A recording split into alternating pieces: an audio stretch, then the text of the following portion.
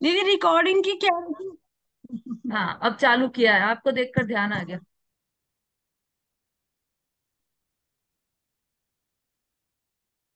तो ऐसे पंच परावर्तन अनंत बार किए हमने। अब उन विषय कषाय का अनादि काल से अब तो उसका त्याग करके आत्म स्वरूप को जानना चाहिए। मतलब जो काम हमने अनादि से नहीं किया वह कार्य करना चाहिए। तो आत्म स्वरूप को जानने का कार्य हमने अनादि से एक बार भी नहीं किया।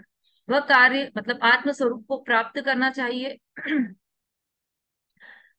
पर पदार्थों में, पर भावों में क्यों आसक्त संतुष्ट हो रहा है ना। इसमें तो प्रश्नवाचक चिन्ह भी है, आश्चर्यवाचक चिन्ह भी है कि ऐसा क्या है पर पदार्थों में, क्योंकि उसमें तो हमेशा दुख ही मिला है। और यह जीव अनादि काल से इसने क्या किया, भिक्षा ही मांगी है। अभी क्या कड़क शब्द बोल देना तो सबको बुरा लग जाता है, पर वास्तविकता वह यह है कि हम अनादि काल से भिखारी की तरह ही रहे। पर द्रव्यों से हमने सुख ही सुख मांगा। और किससे सुख मांगा? हम्म। एक बार एक भिखारी था। मंदिर के बाहर भिखारी बैठे रहते ना, तो भिखारी बैठे थे, तो वहां से सेठ जी निकले। तो उसने सेठ जी से भीख मांगी। अरे सेठ जी, जो भी वो उनकी स्टाइल में कि मुझे 10 रुपए दे दो, मुझे 100 रुपए दे दो भीख में, ऐसा। तो सेठ जी थोड़े से मतलब खराब स्वभाव वाले थे। तो उन्होंने उसी समय भिखारी को क्या बोला, क्रोध आ गया उनको, और क्रोध से गरजते हुए क्या बोले वो कि शर्म नहीं आती तुमको, भीख मांगते हो, यहाँ बैठे हो और भीख मांग रहे हो, शर्म नहीं आती तुमको भीख मांगते हुए, ऐसा गंदा कार्य करते हुए शर्म नहीं आती तुमको। तो भिखारी ने तुरंत जवाब दिया कि मुझसे ज्यादा तो शर्म आपको आनी चाहिए। मैं तो छोटी 150 रुपए की भीख मांग रहा हूँ, और आप तो अभी मंदिर में अंदर जाके मुझे बंगला दे दो, मुझे गाड़ी दे दो, ऐसी बड़ी भीख मांगने वाले हो, और रोज मांगते हो भीख। और मैं तो आपके जैसे छोटे मोटे आदमी से भीख मांग रहा हूँ, आप तो इतने बड़े भगवान, 3 लोक के नाथ, उनसे भीख मांगने जा रहे हो, उनसे भीख मांगते हो रोज। तो मैं तो छोटा भिखारी हूँ, आप तो बड़े भिखारी हो, है ना। हम सबकी भी स्थिति यही है कि हम तो नहीं मांगते, हम तो जानते हैं कि भगवान वितरागी है तो कुछ नहीं दे सकते, तो इसलिए हम भगवान से नहीं मांगते।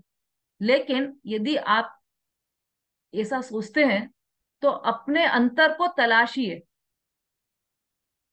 कि कहीं ना कहीं ऐसी कसक तो पड़ी है हमारे अंदर कि मैं जो ये भगवान तो नहीं देंगे, लेकिन मैं जो ये पूजा कर रही हूँ, मैं ये जो विधान कर रही हूँ, मैं जो ये क्लास सुन रही हूँ, ये इतना धर्म का कार्य कर रही हूँ, इसके फल में मुझे ये हो जाए कि मेरे बच्चे की शादी हो जाए, कि मुझे स्वस्थ, मैं स्वस्थ हो जाऊं, ये मुझे बहुत दिनों से ये कमर दर्द है तो मेरा कमर दर्द ठीक हो जाए, इतना तो पुण्य कर रही हूं मैं, और क्या करूं, तो पुण्य से ही तो ठीक होगा ये। तो इसलिए पुण्य के उदय में मुझे ये मिल जाए कि मेरा ये काम हो जाए। तो ये ऐसी भीख हम अंदर मांग रहे हैं, किससे? भगवान से भी नहीं, हम तो कर्मों से मांग रहे हैं कि कर्म ऐसे बंध जाए, शुभ भाव करूं तो पुण्य कर्म बंध जाए, ताकि पुण्य कर्म के उदय में अच्छी अच्छी सामग्री मिले, सातक की सामग्री मिले। ऐसी भीख हम अनादि से मांग रहे हैं, हम अनादि से भिखारी हैं। हे पुत्र मुझे सुख देना, हे पत्नी मुझे सुख देना, हे मकान मुझे सुख देना, हे चप्पल मुझे सुख देना, बिल्कुल नरम नरम होना चाहिए पैर में। तो हे चप्पल मुझे, मतलब चप्पल तक को नहीं छोड़ा हमने, उससे भी भीख मांग रहे हैं कि हमें सुख चाहिए। ऐसी स्थिति हमारी कब से, अनादि काल से यही स्थिति है। पर हमने बस एक कार्य नहीं किया, अनादि से सब कार्य किए, और वह कार्य क्या है, अपनी आत्मा को नहीं भजा। तो अब वह कार्य करें हम। इसलिए यह पद पर भावों में क्यों आसक्त हो रहा है संतु, क्योंकि वो तो कुछ भी देने वाले नहीं है। यह पद तेरा नहीं है, ये जो पद है वह तेरा नहीं है। पर पद, कौन सा पद? कि हम तो इसीलिए पद ग्रहण करते ही नहीं है। हमें तो मंदिर वाले बहुत कहते हैं कि अध्यक्ष बन जाओ, मंत्री बन जाओ, पर हम तो पद ग्रहण करते ही नहीं, क्योंकि इसमें लिखा है कि पर पद में संतुष्ट नहीं होना चाहिए। अरे अभी भी पर पद में ही हो, किसी की मम्मी, दिन भर क्या काम करते हो कि मेरे बच्चे खुश हो जाए, बस मेरा बच्चा स्वस्थ रहे, चलो चलो नींद में से उठकर फटाफट जूस बनाना है बच्चे के लिए, अरे वो तो जिम जाने लगा है तो उसके लिए प्रोटीन शेक बनाना है, ये करना है। 24 घंटे बच्चों की ही सेवा में लगते हैं। क्यों? कि हमें वो जो माँ का पद मिला है ना, पद, उसमें हम संतुष्ट हैं और उसका सेवन करना चाहते हैं। उस पद को ही अपना मान रखा है अपन। ये तो उदाहरण है माँ का, तो बाकी तो कितने सारे पद हमने ग्रहण कर रखे, माँ का, पत्नी का, बहन का, और कई कई पद। तो वो सब पद वास्तव में मेरे पद नहीं है। वह पद तेरा नहीं है। तू दुख किस लिए सहन करता है? क्यों दुख सहन करता है ना? सुबह से जूस बना के रख दिए, फ्रूट्स छिलकर रख दिए बच्चे के लिए, और बच्चा आया और उसने बोला कि मम्मी मैं तो जा रहा हूँ बाजार, और मैं आज बाहर ही खाऊंगा अपने फ्रेंड्स के साथ।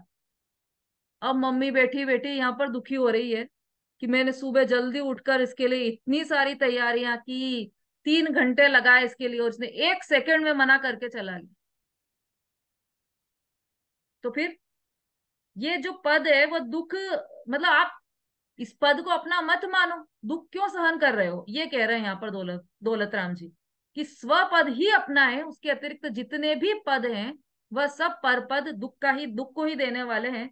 और यदि हमें सुखी होना है तो हमें यह दुख नहीं सहन करना चाहिए, पर पद में नहीं रमना चाहिए।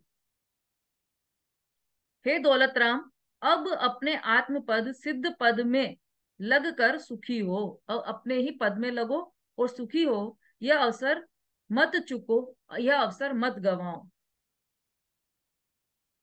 कितनी सुंदर अंतिम सीख दी है। भावार्थ पढ़िए जल्दी से वहां से,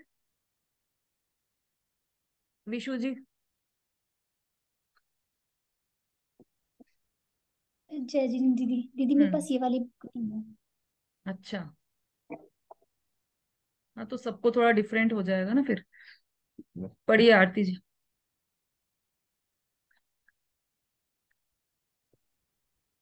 भावार्थ। यह राग मोह अज्ञान रूपी अग्नि अनादिकाल से निरंतर संसारी जीवों को जला रही है, दुखी कर रही है। इसलिए जीवों को निश्चय रत्नत्रय में समता रूपी अमृत का पान करना चाहिए, जिससे राग द्वेष मोह अज्ञान का नाश हो। विषय कषायों का सेवन विपरीत पुरुषार्थ द्वारा अनादिकाल से कर रहा है।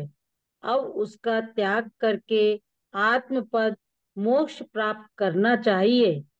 तू दुख किस लिए सहन करता है? तेरा वास्तविक स्वरूप अनंत दर्शन ज्ञान सुख और अनंत वीर्य है, उसमें लीन होना चाहिए। ऐसा करने से ही सच्चा सुख मोक्ष प्राप्त हो सकता है। इसलिए हे दौलत राम, हे जीव, अब आत्म स्वरूप को प्राप्त कर, आत्म स्वरूप को पहचान। यह उत्तम अवसर बारंबार प्राप्त नहीं होता, इसलिए इसे न गवा। सांसारिक मोह का त्याग करके मोक्ष प्राप्ति का उपाय कर। हम्म। देखिए, अंतिम अंतिम गे में कितनी सुंदर बात की है दौलत राम जी ने। यह राग मोह अज्ञान रूपी अग्नि, देखो राग का अर्थ मोह है ना, तो मोह यह अनादिकाल से हमेशा संसारी जीवों को दुखी कर रही है। कौन कौन दुखी कर रहा है अनादि से? कर्म। मोह अज्ञान। कर्म के कारण ही तो दुखी हो रहे हैं हम अनादि से। कर्म ही तो हमें चारों गतियों में भटका रहे हैं। यह मान्यता हमारी अनादि से चल रही है कि कर्म हमें भटका रहे हैं। वास्तव में तो जो हमारा मोह है वही हमारे दुख का कारण है ना? जब हम छोटे थे, जब नहीं समझते थे बहुत ज्यादा, तो एक भजन चलता था। उम, एक भजन हमारे यहाँ पे किसी ने बनाया था। आत्मा जल तो धक धक, कषाय बैठी सटा सट, मने चहु गति मेरु लायो, पापी कर्म ने, हो मने डर घणो लागे रे हो, आठों कर्म से। ये हम ये गाते थे। फिर दादाश्री को हमने ये भजन सुनाया, तो फिर उन्होंने यही बोला कि अरे अनादि से यही तो भ्रम चल रहा है कि हमने कर्म को ही दुख का कारण मान रखा है। तो फिर उस लाइन को चेंज करके फिर हमने ये भजन गाया, आत्मा जल तो धक धक कशाई बैठी सटासट, मने चौगति में रुलायो मारी भूल ने, हो मने डर घणो लागे हो पांचों पाप से। है ना।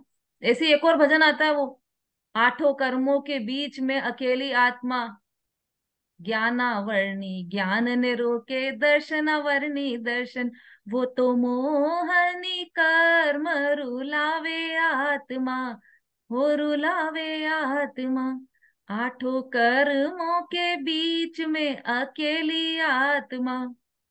जब थोड़ी समझ में आने लगा तो तुरंत इस लाइन को चेंज किया, फिर क्या गया, आठों कर्मों के बीच में सुरक्षित आत्मा, ज्ञानावर्णी ज्ञान न रोके दर्शनावर्णी दर्शन, ना तो मोहनी कर्म रुलावे आत्मा, हो रुलावे आत्मा।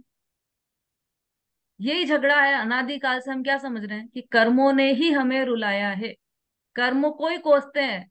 तो विधान भी क्या करते हैं, कर्म दहन विधान कराएंगे हम तो, कि सब कर्मों का नाश करना है। और ज्यादा नहीं हुआ तो क्या करते हैं, धूप ले लेते हैं, धूप। और एक कन्नू भाई थे एक, दाहोद के, वो हमेशा अपने प्रवचन में कहते थे कि आठों कर्मों को जलाने के लिए हम क्या करते हैं, धूप, धूप को उसमें डाला, वो क्या बोलते हैं जिसमें पहले खेते थे ना धूप को, उसमें से अग्नि जलती है, ठोना या जो भी आप बोलते हो, ठोने में धूप को डाला तो उसकी धुआं निकलने लगी।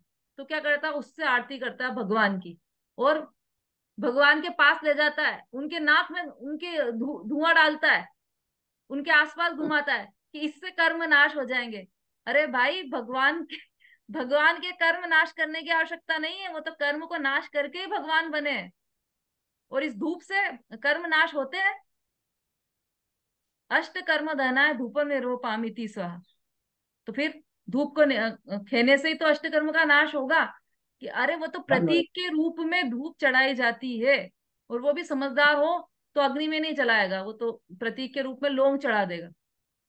है ना। जीवों की हिंसा नहीं करेगा, समझदार जीव होगा तो। है ना। तो मत 40 दिन पदम प्रभु का 40 तक के नहीं होता, पूरा आग जला के। क्या कह रहे हैं भाई, मम्मी जी क्या कह रहे हैं? पुरानी कोई बात याद हो गई उनको पहले आज। जानते नहीं थे तो हाँ, धूप कहते थे। बहुत उल्टी मान्यताएं चलती थी पहले तो। पदम प्रभु जाकर क्या करना है, कहाँ पर क्या करना है, वो सब मान्यताएं चलती थी। जैसे धूप खेने की भी मान्यता उल्टी उल्टी चलती थी। तो यहाँ पर क्या कहना चाहते हैं कि दुख का कारण कर्म नहीं है, हमारा ही मोह है, हमारा ही राग है। अनादिकाल से हमेशा संसारी जीवों को दुखी कर रहा है, इसलिए जीवों को निश्चय रत्नत्रय समता रूप अमृत का पान करना चाहिए। मतलब समता रूप अमृत का पान, मतलब जो रत्नत्रय बताया था ना, कैसे है रत्नत्रय, समता और रत्नत्रय। कैसे पहुंचे वहां तक कि जो समता है वही वीतरागता है, और जो वीतरागता है वही रत्नत्रय है। तो इसका मतलब क्या हुआ कि रत्नत्रय रूपी अमृत से, रत्नत्रय रूपी अमृत का सेवन करना चाहिए, जिससे राग द्वेष मोह का नाश होता है। विषय कषाय का सेवन तो तू बहुत काल से कर रहा है, अनादिकाल से करता चला आ रहा है। अब उनका त्याग करके आत्मपद अर्थात मोक्ष प्राप्त करना चाहिए। तू दुख किस लिए सहन करता है? मूर्ख है इसलिए सेवन करता है दुख का। तेरा वास्तविक स्वरूप अनंत दर्शन, अनंत ज्ञान, अनंत सुख और अनंत वीर्य है। उसमें ही दृष्टि करने योग्य है, जो वास्तविक स्वरूप है उसमें ही दृष्टि करने योग्य है। कब देखो उसमें भी भजन में ये था ना, हम तो कब हूं न निज घर आए प्रभु जी। तो निज घर में आकर संतोष मिलता है, बाहर संतोष नहीं मिलता। चाहे पूरी दुनिया घुमाए, 7 स्टार होटल में रुक कर आ जाए, लेकिन फिर भी क्या क्या कहता है कि जो आराम घर में है वो कहीं नहीं है। देख लिया मैंने जग सारा, अपना घर है सबसे प्यारा। तो अपना घर कौन सा है कि अनंत दर्शन, अनंत ज्ञान, अनंत और सुख वीर स्वरूप जो आत्मा है वह मेरा घर है। तो ऐसा करने से ही सच्चा सुख मोक्ष प्राप्त हो सकता है। इसलिए हे दौलत राम, हे दौलत राम ये लिखा है। दौलत राम का क्या अर्थ? हाँ, मतलब अनंत दौलत का जो राम है वह दौलत राम जी। उन्होंने तो अपना नाम लिखा है, पर उनके नाम में ही अनंत गुणों रूपी जो दौलत है, उसका जो राम है, उसका जो स्वामी है, वह दौलत राम। वह तो मैं भी हूं ना। दौलत राम जी कौन है? जिन्होंने छड़ाला लिखी। तो यहाँ पे ये कह रहे हैं कि वो तो है ही, आप भी दौलत राम हो। वो ही अनंत गुणों की दौलत ही दौलत है, बाहर की दौलत दौलत नहीं है। उसको तो गुरुदेव धूल कहते थे, दौलत नहीं है वह। तो हे दौलत राम, अब आत्म स्वरूप की प्राप्ति कर। हे जीव, अब आत्म स्वरूप की प्राप्ति कर, पहचान कर। यह उत्तम अवसर बार बार नहीं मिलता, इसलिए यह अवसर मत गवा। संसार के मोक्ष का त्याग करके, संसार के मोह का त्याग करके मोक्ष प्राप्ति का उपाय कर। है ना?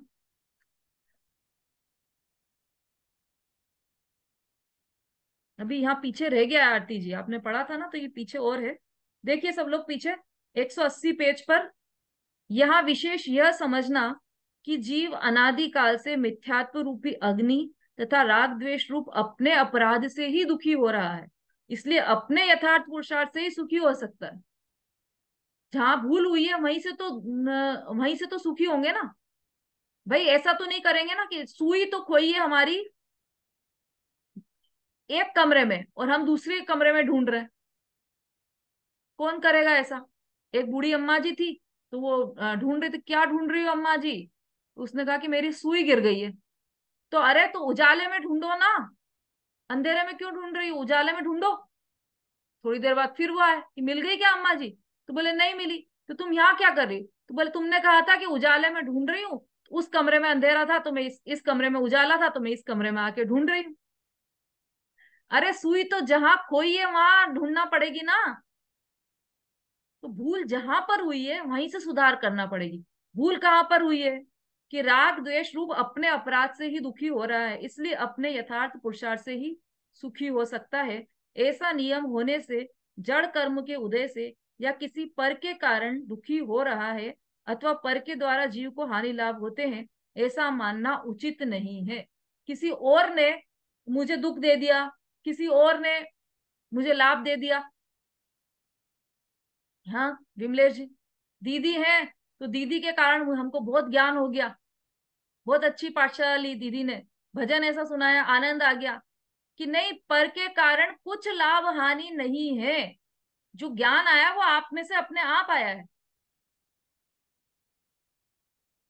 इसका क्या तर्क है कि अपने आप आया है? कि जो भजन गाया तो विमलेश जी को तो अच्छा लगा, उनने तो लिख के भेज दिया, और बाकी सबको? भजन तो सबके लिए एक जैसा गाया था ना, कि किसी के लिए अलग किसी के लिए अलग गाया था? इसका मतलब ज्ञान ज्ञान में से आ रहा है, दीदी के कारण ज्ञान नहीं आ रहा है, जिनवाणी में से ज्ञान नहीं आ रहा है। तो पर के कारण लाभ और हानि मानना ये हमारी सबसे बड़ी भूल है। ठीक है, तो इस भूल को हमें दूर करना है, और उससे क्या होगा कि हम सुखी हो जाएंगे। भूल दूर करेंगे तो सुखी हो जाएंगे। भूल है इसलिए दुखी हो रहे थे। ठीक है। अरे अच्छा, अभी एक 16वां छंद भी बच गया है, समय तो हो गया हमारा। अब ऐसा करते हैं कि क्योंकि अभी तो सारांश भी है इसमें और भेद संग्रह लक्षण संग्रह भी है, तो मंडे को अपन ये फिर अंतिम सीख लेंगे, और उसके बाद मुझे लगा था कि ये खत्म हो गया। नहीं, ग्रंथ रचना का काल और उसमें आधार ये बचा है बस। अंतिम सीख तो हो गई हमारी। ग्रंथ रचना का काल है तो छोटा सा, ये तो आप भी पढ़ सकते हैं, लेकिन चूंकि सारांश लेना है अपने को, इसलिए मंडे को सारांश लेंगे।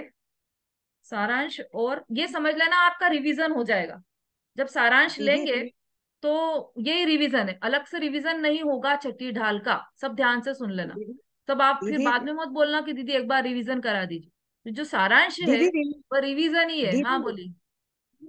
दीदी रिवीजन तो जरूरी रहेगा, छठवीं ढाल बहुत टफ भी है। अरे तो तो जो आपको सारांश है, सारांश है वही तो रिवीजन है। सारांश का मतलब ही रिवीजन है। सारांश में फिर भी देखो, दीदी आप सारांश में अपनी पूरा आ जाएगा। फिर भी दीदी आप क्वेश्चन करके क्वेश्चन वगैरह बीच में बोलते रहेंगे ना, तो उससे अच्छा रिवीजन हो जाता है। देखो सारांश होगा, एक बार तो रिवीजन इसमें हो जाएगा। दूसरा, आप लोग करेंगे ना गोष्ठी, तो गोष्ठी में भी सबका रिवीजन हो जाएगा। एक ने बोला तो बाकी सब सुनेंगे ना, कि वो जो बोल रहा है बस वही बोलता रहेगा, बाकी सब अपने अपने काम में लगे रहेंगे, सुनेंगे ना। तो सब सुनेंगे तो उसमें रिवीजन हो जाएगा आपका, ठीक है। और देख लेंगे जी बीच बीच में ये भेद संग्रह, लक्षण संग्रह, इसमें भी रिवीजन हो जाएगा पूरा। घबराइए मत शोभा जी, पूरा रिवीजन वापस हो जाएगा आपका। भेद संग्रह, लक्षण संग्रह बहुत सारा है इसमें अभी तो ये पूरे वीक में मुझे लगता है कि ये पूरा वीक इसमें लग जाएगा। जैसा भी होगा मंडे को देखेंगे। हाँ अभिलाषा जी। दीदी गोष्ठी के भी विषय दे दीजिएगा जल्दी, प्रिपरेशन में भी टाइम लगता है। अब वो आज तो समय हो गया है, आज लिख सकते हैं क्या आप लोग? है समय? 3:40 तो हो गए, 3:40 हो गए हैं, आज तो टाइम बहुत हो गया है। मंडे को दे देंगे, उसके बाद फिर लक्षण संग्रह, भेद संग्रह चलाएंगे, ठीक है। मंडे को दे देंगे विषय पहले ही। वैसे विषय तो क्या है इसमें, सिंपल सिंपल जो हेडिंग्स है ना, वही विषय है। कोई भी विषय आप तैयार कर लीजिए, क्योंकि विषय तो सभी चलना है। चलिए, हाँ हाँ हाँ हाँ शीला आंटी बोलो। हाँ भजन बोलूं क्या? भजन बोलूं? हाँ एक दो लाइन मिनट, बोल लेती हूँ। एक सेकंड, संगीता जी। हाँ दीदी वो अंतिम सीख तो मैं नहीं सुन पाई। तो आप रिकॉर्डिंग सुन लेना, टेलीग्राम पर सारी कक्षाएं ठीक उपलब्ध है, है। ठीक है, ठीक है दीदी। सबके लिए है ये सूचना, और भी लोग आज की कक्षा में हाँ क्या शोभा बोलूं जी, क्या बोलूं? आप एक मिनट, शोभा जी आप रिवीजन चाह रहे थे ना, तो आप टेलीग्राम पर वापस कक्षाएं सुन सकते हैं, तो उसमें पूरा पूरा रिवीजन हो जाएगा। संगीता जी बोलिए। हाँ दीदी, आज की कक्षा में ही थी अंतिम सीख या कल की में थी? हाँ आज अंतिम सीख हो गई है, कल कल तो कोई कक्षा नहीं है, और मंडे को लगेगी अब नेक्स्ट कक्षा, तो उसमें अंतिम दोहा चलेगा अपने। ठीक है। हाँ बोलिए शीला आंटी। हाँ। हाँ एक मिनट, भगवान एक मिनट, एक मिनट, आत्मानंद सुंदर एक मिनट। चेतन उस पर दृष्टि कर, शांति स्वरूप को लक्ष्य में ले, हो जाएंगे सब संकट हर। कर्म तुझ में नहीं, राग तुझ में नहीं, ऐसा जिन भर ने बतलाया, तेरे दोषों से ही बंधन ये पूज गुरु ने फरमाया। अपने दोषों को दूर करे तो जाए शाश्वत सुख के घर, शांति स्वरूप को लक्ष्य में ले, हो जाएंगे सब संकट हर। तू वस्तु स्वरूप को भूलाता, पर भावों में धर्म माना था, चेतन तो पर का ज्ञाता है, ये ज्ञान स्वभाव न जाना था। पर का करता यद्यपि ज्ञाता, ऐसी सम्यक श्रद्धा कर, शांति स्वरूप को लक्ष्य में ले, हो जाएंगे सब संकट हर। यदि कर्म विकार कराए तुझे, तो कर्माधीन तू हो जाए, ऐसी स्थिति में सुन चेतन तुझे शाश्वत सुख ना मिल पाए। तू चेतन कर्माधीन नहीं है, पूज्य गुरु की कड़ी मुहर, शांत स्वरूप को लक्ष्य में ले, हो जाएंगे सब संकट हर। भगवान आत्मा आनंद भंडार, चेतन उस पर दृष्टि कर, शांति स्वरूप को लक्ष्य में ले, हो जाएंगे सब संकट हर। बहुत बढ़िया, बहुत समय बाद ये भजन सुनने को मिला है, बहुत ही अच्छा भजन है ये। और आज तो आज के प्रकरण पे भी पूरा फिट बैठ रहा है, बहुत बढ़िया हाँ भजन है। वो पूरा हाँ। हाँ और ये खड़ी, भजन संग्रह की किताब पुरानी पुरानी निकाल के रख रखी है मैंने, बहुत बहुत पुरानी अच्छी, पुरानी किताबें निकाल के रख रखी है। बहुत ही बढ़िया भजन, आनंद आ गया एकदम। इसमें जो वो खड़ी मोहर कन्नू है ना, भाई उसको दाऊद वाले ज्यादा, के भजन बहुत अच्छे लगते थे, खड़ी जो मोहर कन्नू की भाई जगह दावत वाले कितने बढ़िया भजन गाते थे, कितने लंबे थे, बहुत लंबे थे वो, बहुत अच्छे भजन गाते थे। मैं कौन तो ज्ञाता दृष्टा, मैं तो ज्ञाता दृष्टा, बहुत अच्छे भजन गाते थे वो, बहुत कौन गजब के भजन गाते थे। कौन कौन कन्नू भाई, कन्नू हाँ, भाई दावत वाले बहुत बढ़िया भजन गाते थे। इसमें जो आपने हमारे यहाँ तो खड़ी सब भोजन पे आए थे, सब खड़ी मोहर लिखा सबको है ना, जानती। उसकी जगह लगी मोहर आएगा। लगी मोहर, क्या आएगा? कड़ी खड़ी मोहर। मोहर की जगह लगी मोहर आएगा। अच्छा, लगी मोहर। अच्छा, हाँ वीना जी गुरु की बोलिए। कड़ी मोहर। हाँ रजनी चलो। दीदी, वो कल की और आज की भी भेज दीजिएगा, जैसे हाँ हाथ हाँ की हाथ कर लेते हैं। बिल्कुल बिल्कुल। आपके संगीता जी, इस छठी ढाल में दीदी मैं बहुत बिजी रही हूँ, इसलिए रिवीजन करवा देंगे तो अच्छा रहेगा। मेरे घर में इतनी शादियां आई है, बहुत अटेंड नहीं कर पाई अच्छी तरह से। हाँ पर आप तो ये समझे कि आपकी एक भी क्लास नहीं छूटी है, क्योंकि सारी रिकॉर्डिंग तो मिल गई आपको, तो छूटी कहाँ है अच्छा, क्लास? ठीक है। है ना, उसमें से आप देखा। हाँ संगीता जी बोलिए। ये दीदी वो पहले का ही था, कोई बात नहीं। अच्छा ठीक है।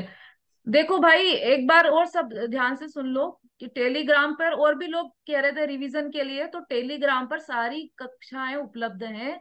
आप सम्यक शुद्ध धारा टाइप करोगे तो टेलीग्राम पर सारी सारी क्लासेस मिल जाएंगी आपको। और अभी मंडे से जो लोग भी एग्जाम देना चाहते हैं, वो लोग मतलब आपके परिचित और भी जो एग्जाम देना चाहते हैं, उन लोग को सबको आप बोलना, तो मंडे से ज्वाइन कर लेंगे, तो एक बार रिवीजन में ही उनका मतलब क्लियर हो जाएगा, तो वो एग्जाम इजीली दे पाएंगे। तो मंडे से जो कक्षा लगेगी वो एक तरीके से रिवीजन क्लासेस ही रहेंगी। तो सब लोग, आप लोग भी जरूर अटेंड करना क्लासेस सारी। ठीक है, चलिए। जावानी के ज्ञान से सूझे लोकालोक, सो वाणी मस्तक नमु सदा देत हूँ ढो। बोलिए जिनवाणी माता की जय, महान जैन धर्म की जय। जय जय जैन जिनेन्द्र, दीदी, सभी जय जय को जय जिनेन्द्र, जिनेन्द्र, जय जिनेन्द्र, जय जिनेन्द्र। जय जिनेन्द्र सभी को। जय जय जय जिनेन्द्र।